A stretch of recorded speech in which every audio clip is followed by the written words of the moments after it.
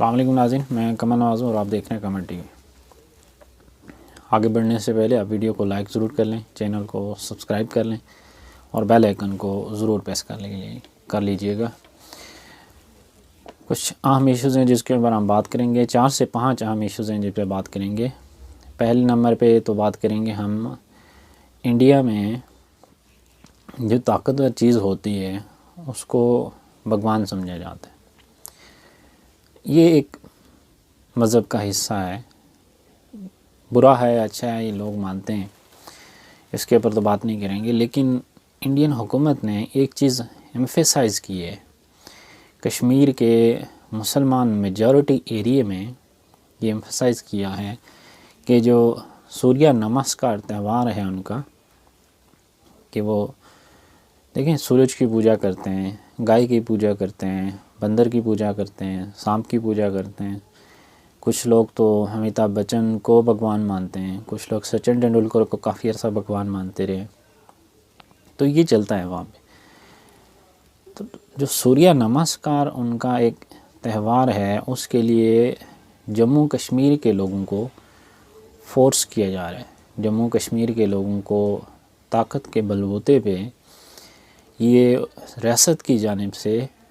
حکم دیا گیا ہے کہ آپ نے سوریہ نمسکار جو تہوار ہے وہ لازماً منانا ہے۔ سکولز میں، یونیورسٹیز میں، کالجز میں مسلمانوں کو یہ فورس کیا جا رہا ہے طاقت کے بلبوتے پہ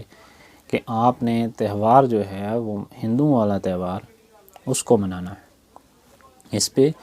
وومن رائٹس کی جو تنظیمیں انڈیا میں انہوں نے بھی آواز اٹھائی ہے، جو جموں اینڈ کشمیر کی پولیٹیکل لیڈرشپ ہے انہوں نے بھی آواز اٹھائی ہے، میڈیا میں بھی اس میں بات کی ہے۔ وہ میڈیا جو مودی گورنمنٹ کے اثر و رسوخ سے باہر ہے، صرف اس میڈیا کے ایک سیگمنٹ نے اس پہ بات کی ہے کہ یہ ناانصافی ہے، یہ کشمیریوں کو ذلیل کرنے والی بات ہے، ان کی تذلیل والی بات ہے، مسلمانوں کو تنگ کرنے والی بات ہے کہ انڈیا کا جو آئین ہے وہ تو سیکولر ہے، لکھا ہوا جو کتاب میں وہ تو سیکولر ہے، پریکٹس نہیں ہوتی یہ الگ بات ہے۔ پریکٹس میں وہ تو مسلمانوں کے اوپر بہت زیادہ ظلم کرتے ہیں، بہت زیادہ زیادتیاں بھی کرتے ہیں اور سر عام دھمکیاں بھی دیتے ہیں، ان کو ملک چھوڑنے کی بات بھی کرتے ہیں، ان کو مار ڈالنے کی بات بھی کرتے ہیں، ان کی نسلوں کو ختم کرنے کی بات بھی کرتے ہیں۔ لیکن یہ اب نئے طریقے سے مسلمانوں کو ذلیل کرنے کا طریقہ نکالا گیا ہے، ایک نیا انداز اپنایا گیا ہے کہ جو ہندوؤں کے مذہبی تہوار ہیں ان کے لیے مسلمانوں کو بھی فورس کیا جائے، مسلمانوں کو بھی اس چیز کے لیے مجبور کیا جائے کہ وہ اس تہوار کو منائیں۔ دیکھیں مسلمان صرف کوئی بھی کمزور سے کمزور مسلمان بھی ہوگا، اس کا بھی عقیدہ جو ہے وہ یہی ہے کہ وہ صرف اللہ کی عبادت کرتے ہیں، اللہ کے علاوہ وہ کسی کے سامنے جھکنے کو پسند نہیں کرتا اور نہ ہی وہ جھکنے کو تیار ہوتا ہے۔ تو اب جب وہ فورس کیے جا رہے ہیں تو اس پہ آواز بلند کی جا رہی ہے مختلف طبقوں کی طرف سے۔ کتنی مؤثر ہوتی ہے مودی کی جو ہندوتوا جو نظریہ ہے اس کو فروغ دینے کے لیے اس طرح کے اقدامات کیے جا رہے ہیں، جو کہ اپنے آپ کو جو فیسسٹ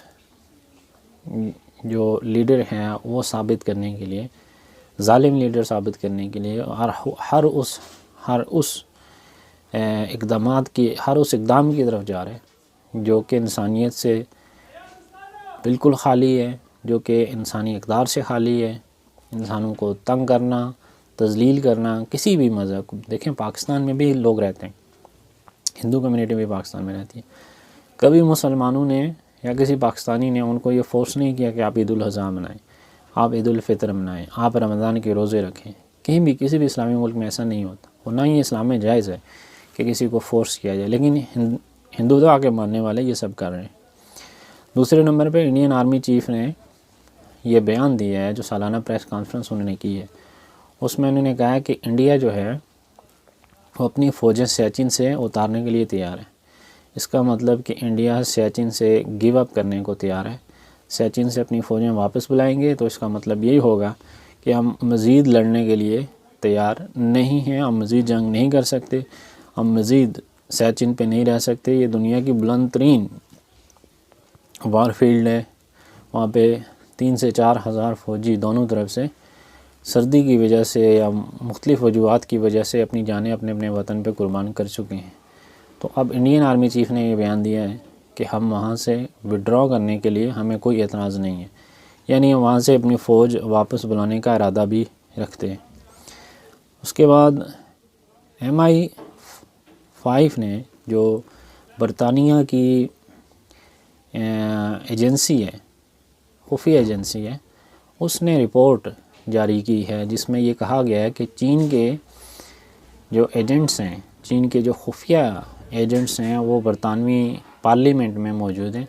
اور برطانوی پارلیمنٹ میں وہ کام کر رہے ہیں۔ یعنی چین جو ہے وہ برطانیہ میں اپنی اثر و رسوخ کو بڑھانے کے لیے، اور اثر و رسوخ بڑھا رہا ہے، اس کو بڑھانے کے لیے جو برطانوی سیاستدان نے، جو برطانوی پولیٹیشنز ہیں، پارلیمنٹیرینز ہیں، ان پہ انویسٹمنٹ کر رہے ہیں، تو ان کو اپنے مفاد کے لیے استعمال کر رہے ہیں۔ یہ بات تو درست ہے۔ ایک بات تو سمجھ میں آتی ہے کہ چائنا بڑے طریقے سے پوری دنیا میں اپنا انفلوئنس قائم کرنے میں کامیاب بھی ہوا ہے، اور مزید بھی وہ اس کو بڑھا رہا ہے۔ وہ اس کرسی پہ بیٹھنا چاہتے ہیں جس کرسی پہ امریکہ سپر پاور بن کے بیٹھا ہے، اور اس کرسی کو وہ اپنا حق سمجھتا ہے۔ اس کے بعد دو اہم دہشت گرد جو TTP کے تھے، جنہوں نے پاکستان میں بہت سے مسلمانوں کا خون کیا، بہت سی کارروائیوں میں ملوث رہے ہیں، آج پاکستان کی ایجنسیوں نے ان کو زندہ گرفتار کیا ہے، اور یہ بڑے عرصے کے بعد، ایک طویل صبر کے بعد، ان کا بہت عرصے پیچھا کرنے کے بعد ایجنسیز نے ان کو گرفتار کیا۔ اب مزید معلومات اگر اس میں سے آتی ہیں تو پھر اس کو ہم اب تک شیئر کریں گے۔ DGISPR کے مطابق دو جو مطلوب اہم دہشت گرد تھے جو کہ TTP کے ساتھ منسلک تھے، داعش کی ٹریننگ کرتے تھے، ان کو گرفتار کیا گیا ہے اور بہت بڑے نیٹ ورک کا پتہ لگا لیا گیا ہے۔ آخری ایشو پہ میں اگر بات کروں گا تو وہ ہے وراٹ کوہلی۔ وراٹ کوہلی نے انڈین ٹیسٹ کرکٹ سے استعفیٰ دے دیے، ٹیسٹ کرکٹ کی کپتانی سے استعفیٰ دے دی۔ دیکھیں ماجرا کیا تھا اس کے، اگر بیک گراؤنڈ پہ جائیں تو وراٹ کوہلی ریٹائرمنٹ لینے پہ مجبور کیوں ہوتا ہے؟ وراٹ کوہلی کو T20 ورلڈ کپ میں جو محمد شامی تھا، مسلمان ان کا کھلاڑی تھا، اس کا بیک کرنے کے لیے جو تنقید برداشت کی گئی ہندوتوا کے ماننے والوں کی طرف سے، جو تنقید کی گئی اور پوری کمپین چلائی گئی وراٹ کوہلی کے خلاف مودی کے ماننے والوں کی طرف سے کہ اس نے کسی مسلمان کے حق میں بات کیوں کی۔ جب لوگ محمد شامی کو ہٹ کر رہے تھے تو وراٹ کوہلی نے اس کے حق میں بیان دیا تھا، جو کہ ان لوگوں کو ناگوار گزرا، اور صرف ناگوار نہیں گزرا، اب وراٹ کوہلی کو تنگ کیا جا رہا تھا، اس کو T20 کپتانی سے استعفیٰ دینا پڑا اور ون ڈے سے بھی استعفیٰ دینا پڑا، اور اب اس کو مجبور کیا گیا کہ اس کو ٹیسٹ کرکٹ سے بھی استعفیٰ دینا پڑے۔ دیکھیں اس کے پیچھے سب کے سب جتنے بھی محرکات ہیں وہ یہی ہیں کہ ان کے ہاں یہ چیز ایکسیپٹیبل ہی نہیں ہے کہ آپ کسی مسلمان کے حق میں کوئی بیان بھی دے دیں، چاہے وہ آپ کے ملک کا ہیرو ہی کیوں نہ ہو۔ وراٹ کوہلی کے بارے میں لوگ یہ کہتے تھے کہ سچن ٹنڈولکر کا ریکارڈ توڑے گا، وراٹ کوہلی جو ہے وہ دنیا کا نمبر 1 بیٹسمین ہے، اس کا کوئی مقابلہ نہیں کر سکتا، اس کے ریکارڈز کو کوئی بریک نہیں کر سکتا، لیکن اس کو بھی اتنی تنقید ہوئی اور اس کو بھی اس انداز سے ڈیل کیا انڈیا نے، اور اس انداز سے اس کو ذلیل کیا ہے سوشل میڈیا پہ اس کے خلاف کمپینس لائی گئی ہیں کہ بلا آخر اس کو استعفیٰ ہی دینا پڑا۔ تو اس چیز سے یہ ثابت ہوتا ہے کہ انڈیا میں جو ریسزم ہے، جو فاشزم ہے، وہ اپنے عروج پہ ہے، اور مزید اگر حالات بگڑتے گئے، اگر مودی کی طاقت بڑھتی گئی اور مودی کے ماننے والوں نے اسی انداز سے انڈیا کو چلایا، تو دیکھیں نقصان کسی اور کا نہیں ہو رہا، نقصان اگر ہو رہا ہے تو وہ انڈیا کا ہو رہا ہے۔ جو سیکنڈ ہینڈ تھے روہت شرما، انہوں نے بھی کپتانی سے معذرت کی ہے فی الحال۔ دیکھتے ہیں کہ کس حد تک ہندوتوا کی پالیسی کو امپلیمنٹ کرنے کے لیے مودی گرتا ہے، اور کس حد تک اپنے وہ ووٹ پکے کرنے کے لیے مسلمانوں کے خلاف ظلم کرتا ہے، اور کب تک یہ ظلم چلتا رہے گا اور کتنے لوگ اس کو برداشت کریں گے۔ ایک دن ایسا آئے گا کہ